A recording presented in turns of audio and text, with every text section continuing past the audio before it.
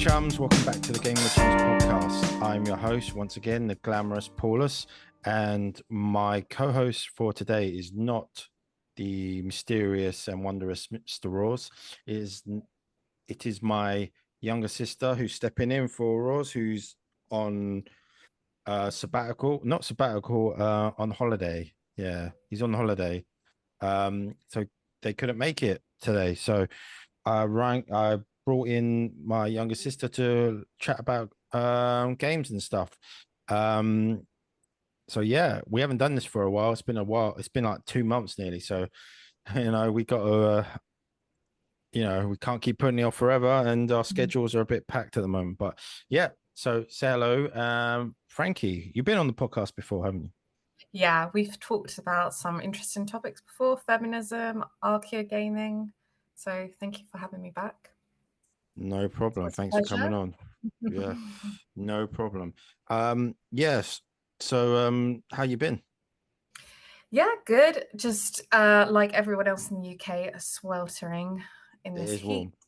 It's boiling. We're going through our second heat wave of the year, I think, or second or third. So as you know, the UK ain't built for heat. It's incredibly humid here. Our homes are built for retaining heat, not for breathability. So our houses are extremely warm at the moment. But as you can see, I'm probably a bit sweaty at the moment. But there you are. We're both looking a bit, muggy. I could see the sunlight coming in from your window there. So yeah, you can tell. As you can see, I got my blinds down, and you can see a bit of the sunlight coming through at the bottom there. But you can tell how warm it is in the UK. But so you're well. Have you been playing any games much recently? So as you know, I've taken a bit of a breather because I was a bit obsessed with Cyberpunk 2077, and I think the last bit of a game I played was the Phantom Liberty expansion, and I had clocked about 140 hours of my original game, and then I started a new game so I could play Phantom Liberty, and I just needed a little bit of a break. But that was the last game I played. Yeah. Amazing, and without all the bugs, it's just frankly probably one of the best games I've played in the last 3 or 4 years. So yeah. I've seen you play some of it. It does look good, and I have been meaning to get around to it, but lately I haven't been playing much. As you get older, you get more responsibilities, you get more distractions, you get more things that sort of take you away from your favorite hobbies. But hopefully I can find some time and really get crack into a game again. That's why my birthday, I said to most people didn't buy me video games because they know that I probably won't get around to playing them. My backlog is insane at the moment. It's absolutely diabolical. But yeah, we're just gonna jump straight into it. We're gonna forgo all the news and stuff because there have been some news like Xbox laying off like a whole load of staff and closing down studios and canceling games, which is not good for the Xbox brand. But that's been happening all throughout the games industry. Yeah, it's looking bad. But so we're going to talk about a topic. We're going to call it like games that changed us, which means like games that we played that as we were younger, as young gamers, sort of shaped us into the gamers that we are now. So yeah, let's get into that. I know there's a few that you would like to talk about, and there's one that we probably both played that we that influenced us. But yeah, let's talk about yours. Let's talk about your background. Like, what games changed you? I think I know which the answer is going to be for the first one. So let's go. I think Paul, we're going to have probably a lot of the same games, so we're going to agree on a lot of things. But I would say number one was probably Final Fantasy VII. The original. That changed me in a big way, and I think it changed my kind of. Yeah, let's talk about that because I'm interested about that because you played that when you were quite young. You didn't Yeah. play when it first came out, but you played it like No. when you were relatively young, and that sort Yeah. of like helped you like get into video games, I think, in a way, if Yeah. I'm not mistaken. Yeah. Um, and it sort of gave you that sort of passion for sort of cosplaying and the sort of like Japanese culture and stuff like that. I would agree. I think one of the things about Final Fantasy VII was before then, because Paul had like the Nintendo and you had the Super Nintendo, and those games were kind of platform games that I was playing before. So they were very like Donkey Kong Country, Super Yeah. Mario Brothers, Well, and let, that let's kind of get let's give some context because when I was young, I didn't have my own money, so my mum bought me like one or two games a year. So I played yeah. those games to death. And when I asked to Yeah. get another game, it was very hard to get another game out of my mum. So yeah, we had to just make do So with what we got and waited for Christmas or my birthday. yeah, so we played the same games over again, like over and over again, which is like Donkey Kong and Super Mario Brothers, but and like I think we also had like Killer Instinct and stuff like that. So I Yeah. think Final Fantasy VII was the first game I played which had a like a proper story, which wasn't like, okay, you're doing a lot of Mm, platforming and then, yeah. here's the end boss at the end. And it actually had a story to like a coherent story, Mm, which actually was quite complicated. mm, Um, and had like side characters that actually interacted with each other. So it mm-hmm, was, I think that got me into generally RPGs and narrative focused video games. mm, mm-hmm, Um, where, as I said before, it was mostly just like trying to get to the the end of like the castle or like, collecting bananas or whatever. mm-hmm, So I think, and it really opened up my experience with Japanese video games. mm. I would say like before, obviously Donkey Kong, it's branded as a Japanese game, but that was like it was a British game, wasn't it? It was by Rare. They're So it rare create made Donkey Kong Country. Yeah. country, yeah. So yeah, Final Fantasy, and also like it gave me a very strong model in the character of Tifa Lockhart. A role And I model. did, yeah, she Yeah. was my biggest role model, probably like between her and Buffy the Vampire Slayer were Mm-hmm. like my two role That came models around out. They that came similar out at time. the same year, I think, 97. Yeah, yeah, Uh-huh. exactly. So I think um, having a strong role model, somebody who was also like physically strong and emotionally strong was good Mm-hmm. for what I was going through back then, which was, severe bullying. Mm, And yeah, it really helped me just think of, a character that I could lean on and be like, oh, I can do this. If I do this, I'm more like her. mm-hmm. So that yeah, that game gave me that character and Mm. essentially led me on the path that I am on today.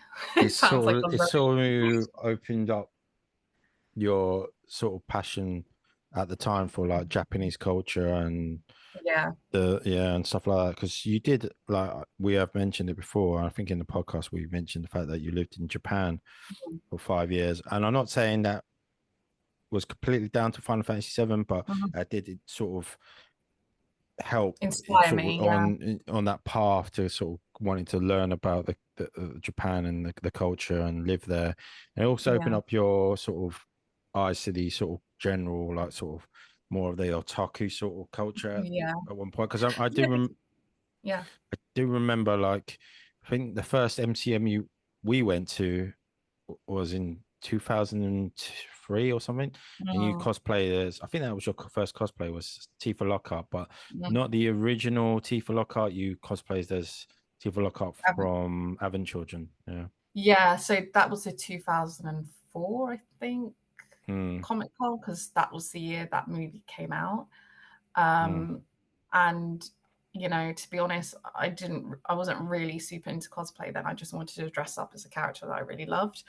mm-hmm, I would have done the original had I been able to make my own cosplay, but I just bought that mm, one on eBay because it was such a popular mm-hmm, thing. She's not my favorite iteration, but it did essentially get me into cosplay and going to Japan and doing like Comic Cat and doing other various characters as we went on.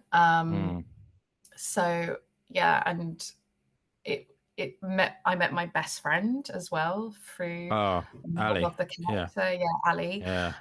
who we used to cosplay. She was really, I wouldn't say she had a passion for Aerith, so we used to cosplay together, and that's how we bonded. And she's still my best friend.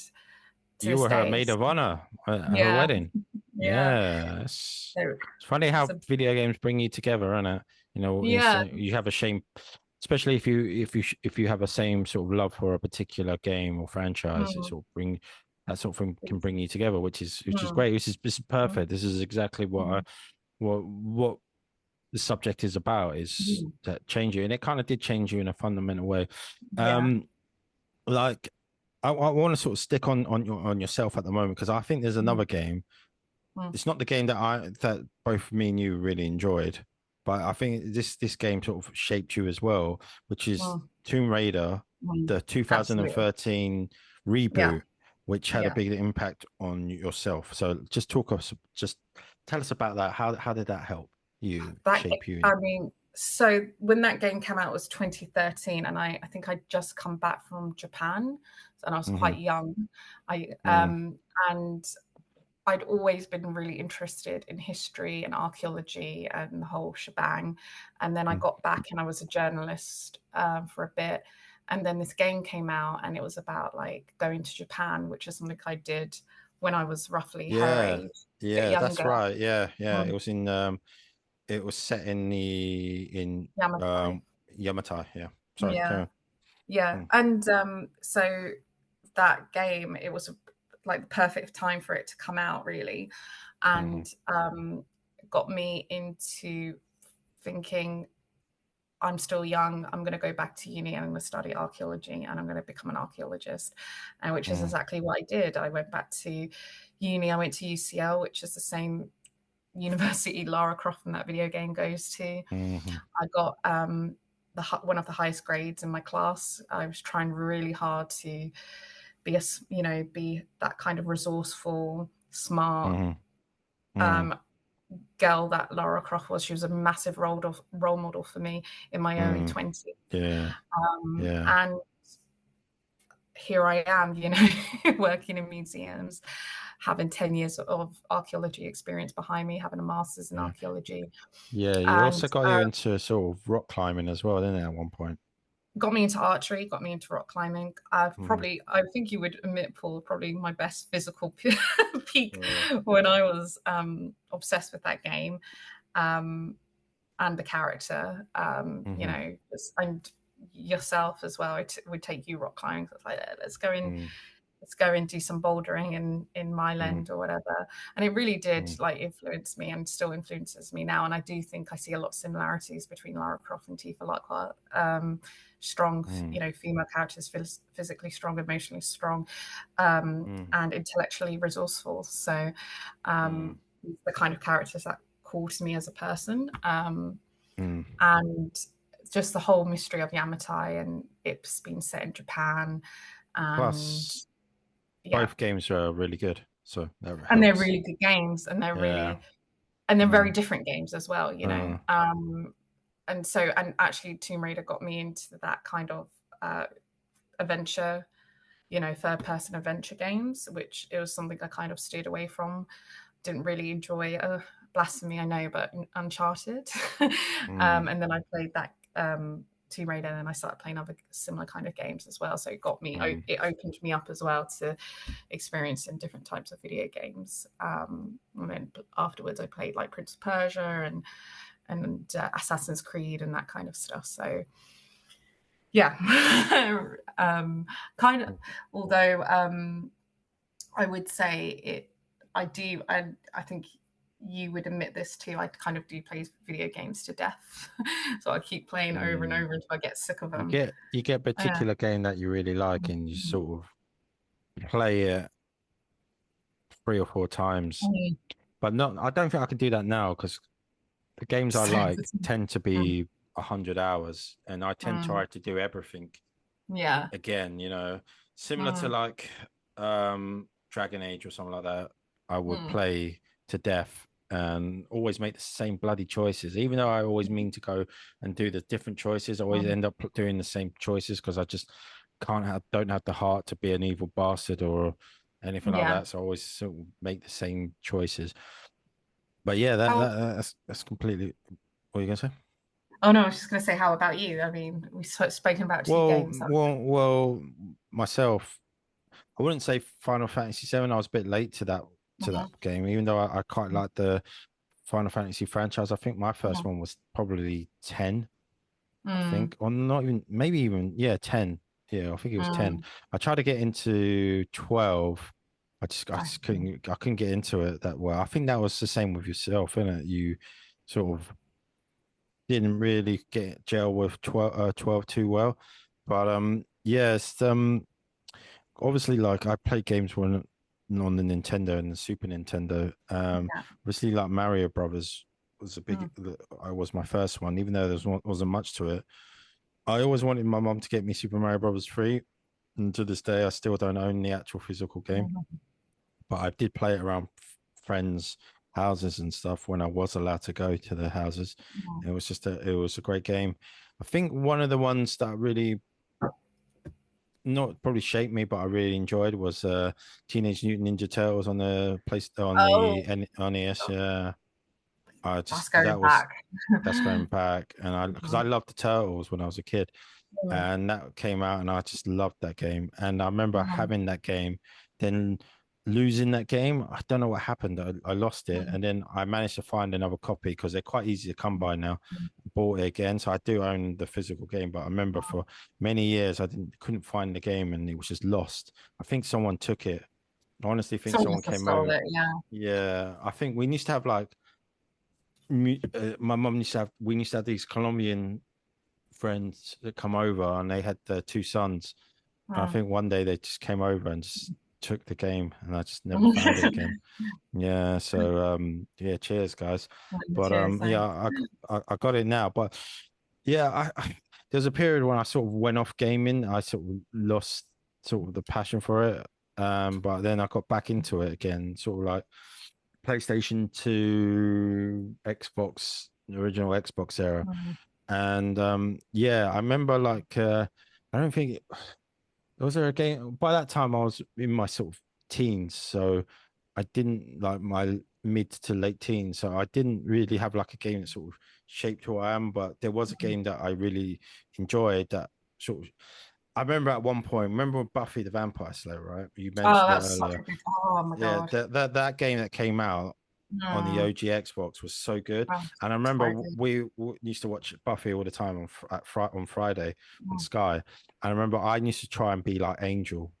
And that's sort of like, I dressed like him. I tried to act like him, or stoic. Mysterious. And I loved like Buffy. And so that's that game sort of like, I remember just enjoying that game so much. And, you know, it's different from me being a male to like looking up to Buffy, but she was like, you sort of like respected her and like she was just a well-written character.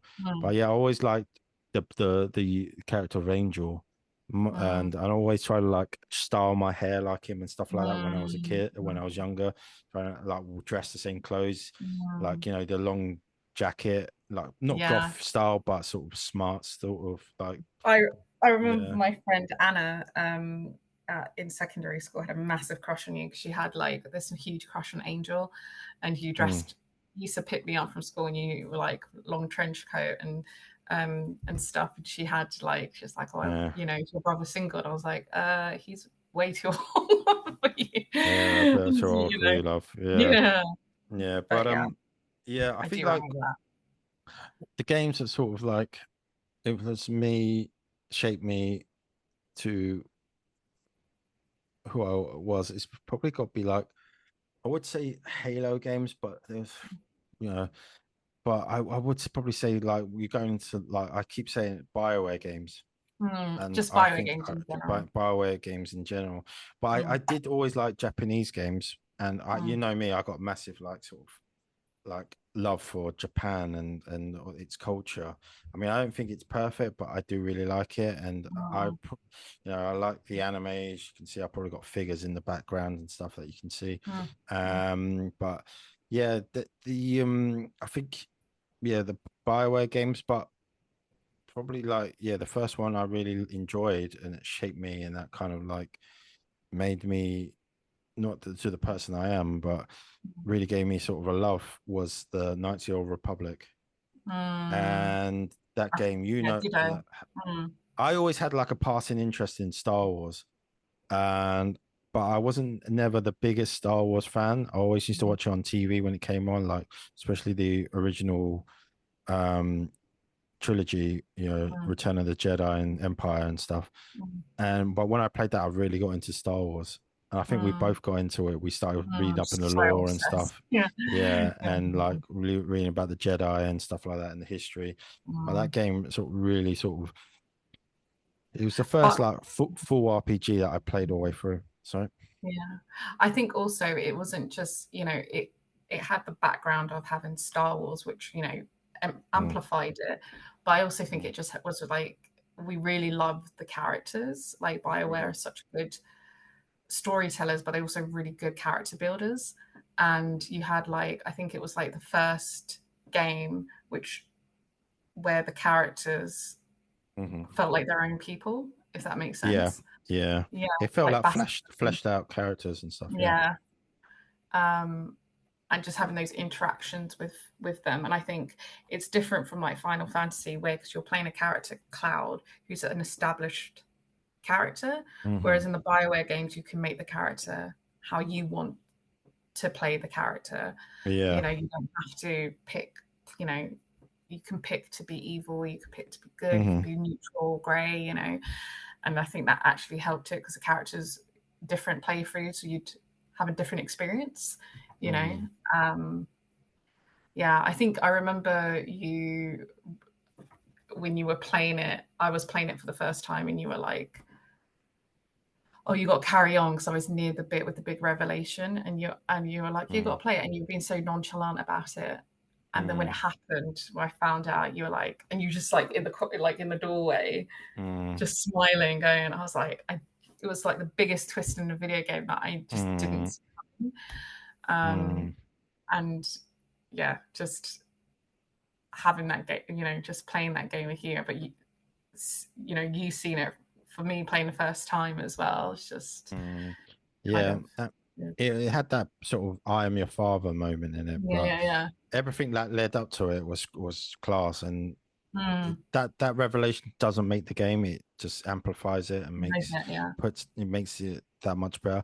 That's why I was like, when they announced a remake, I was like, oh, they're gonna remake it. I'm not too sure how I feel about this. Mm, It's good as it is. as it It's is, not. yeah. Yeah, it's not. It plays well. It's Mm, a good, solid game. The graphics, obviously, of the early 2000s, but it's still great. And it looks like I don't know what's happening with that remake. I don't know if it's going ahead or what, but hopefully hopefully it will. Maybe something will happen to it. I don't know. mm, I kind of if nothing does, I'm not too bothered because you still got the mm, original game. It's kind of like the mm, Final Fantasy VII game. They remade that, even though mm, it's not a shot for shot remake. It is different, mm. but Yeah. I'm just like, will they do that to Star Wars? Mm, Probably, maybe, yeah. mm, Um, but yeah, it just sort of amplified my sort of interest in Star Wars, and mm, now like Empire Strikes Back is probably my one of my favorite films, if not mm, my favorite film of the or mm, ever. And not just Star mm, Wars; it's just my favorite film, and mm, it kind of is like sad that Star Wars is kind of they're still good media, mm, but they've never been able to sort of replicate the original or even Knights of the Republic, even though there's talk mm, about they talk about, you know, Disney maybe doing a show set in that period. They still haven't mm, got around to it, but mm, it just never seems like they've reached that sort of heights again. I know mm, Andor's good. Andor's really, really good. mm, But I kind of want them to do a Star Wars show that features like good written mm, characters like with the Jedi. So I feel like the mm, Jedi had not been really nailed down that well. They like in the prequel trilogies, they really seem boring and one mm, note, and there's no character to them. Even with a character like Anakin Skywalker, he wasn't written really well. He was kind of mm, like whingy and stuff. They just haven't mm, really managed to get a good Jedi story. Obi-Wan probably is probably the best written one, but even then, I still don't think they managed to do an original story featuring Jedi, which is really good. mm, Some people might say, like shows like Rebels or Clone Wars, but I haven't seen them, and maybe they're right. But I kind of feel like an original story with new characters, well mm, written characters, will do well. But that's just me. Yeah, and that shaped me to who I am. Possibly, mm, yeah. I mean, that did change the way I looked out on things and sort of got a passion for it. I mean, there's all been many video games that sort of piqued my interest. Even now, it's just like games that come out, relatively new games. It's still like stuff that like interests me and sort of shape the way I think and stuff. But mm, I don't think there's been like, that's why I was so disappointed with Dragon Age, the Veilguard, because I've been such a big fan of that franchise. It's just a disappointing that it just sort of the last entry sort of didn't achieve nowhere near that heights and sort of didn't really respect the history and the lore that it built up. It mm, sort of just mm. disregarded it. And those sort of things there's games that could build you up and then all it takes is a game to just sort of ruin Ruin it, everything. yeah. Yeah. And sort of like if that's why it sort of affects people so much because people say this Because game. Mm, it's not like a movie though, is it? It's not like a movie where you watch it for like an hour and a half, like with Dragon Age especially. And I think Dragon Age Origins mm, is a game that did change me more than Knights of the Republic. So, I played it in Japan for the first time, 2009, and I bought an Xbox when nobody was buying Xboxes in Japan. So I bought an Xbox. It was really cheap, and I introduced it to Ali, um, who is like obsessed, and part of her wedding was Dragon Age themed. And there was Fadus. She had a table called Fadus, and it was set in a mm, medieval castle and everything. And I mhm, think the problem with Dragon Age is you spend games like Dragon Age and Baldur's Gate and stuff is you spend so much of your time, not only time playing the game, which can, you can reach like 70, 60 hours, is waiting in between each game as well. So you spend your time like looking forward to something, and especially with the Velguard, where it was like almost 20 years since the last game was released. Not mm. 20 years, that's a bit of an exaggeration. 10 years since the last Yeah, game was 10 released, years. Yeah. and people like all these kind of media that filled in that gap, like in books and Mm, stuff, and you know kind of trailers here and there, and then you wait that long, and because I know I was waiting for that long, and then it's just kind of a complete disappointment. And not only is it a disappointment because it's a game that mhm, was could have been really great, it's also a game that kind of tarnished the previous games. It wasn't even a standard, like you can see it as a standalone game. It's a direct sequel to and I know you don't really like Inquisition as much as I do, but I feel like if you played Inquisition again, it seems like a masterpiece in comparison to the Belgard. And mm, it's that letdown, 10 years of hype and 10 years of waiting. It's people's time, and I think that's why people feel so betrayed by how bad it was. And that's what it is. That's why we are so passionate, and that, because a game is not an hour and a half of your life. It's can mm. take chunks of it, you know. It's kind it's like the the Tomb Raider sequels to the Mm, 2013. You really like the first one of the new reboot, and then the mm. second two, if you weren't too sort of I I hyped with. wasn't as keen on. I know because you have like Tomb Raider fans who were like, there's not enough puzzles and stuff. But to me, I was never really into like, solving puzzles and stuff. So it wasn't, a bit of blasphemy, I guess. But like, I just found like, I think it was Rise of the Tomb Raider and Shadows of the Tomb Raider was like, Lara Croft wasn't doing it for her passion of archaeology and history and mystery. She was doing it because she wanted to find out what happened to her father. And in the original game, well, when I say the original, the 2013 reboot, she does it because she wants to find where Yamatai is, and she's like, passionate by this mystery and the archaeology. Whereas the second game, it's like, what happened to my father? Blah, blah, blah. My dad. And it's just like, this is not what the character of Lara Croft is about. She's about, being an archaeologist and finding mystery, like, and solving mysteries. She's not, it's not about, man. So I felt like slightly betrayed about that. And everything was linked to her father. Like the main antagonist in the second one was her father's girlfriend or whatever, and I just was like, what is what is this? How did you feel about like the Final Fantasy VII remake then? To be fair, I haven't played Rebirth. I did watch you play the remake, and I thought it was an interesting premise, like because I don't think you need. I feel like there's a lot of like let's just remake things. So I was interested in the fact that it wasn't a straight remake, and there was like, it might be a bit of a tangent, so there's a reason to it's not like a scene by scene remake. It's not maybe the exact same story. So I was intrigued, and I thought when you played the remake, it looked really good. But what I've seen from Rebirth hasn't super impressed me. To me, it just seems like they could have done something quite different, and they decided just to follow the original. And if you were going to just do that, you might as well have just remade the original rather than do this whole like fate thing. But then again, to be honest, I haven't played Rebirth, so maybe I should hold my tongue until that day comes. But I'm not too sure. Undecided. Yeah. Oh, that's cool.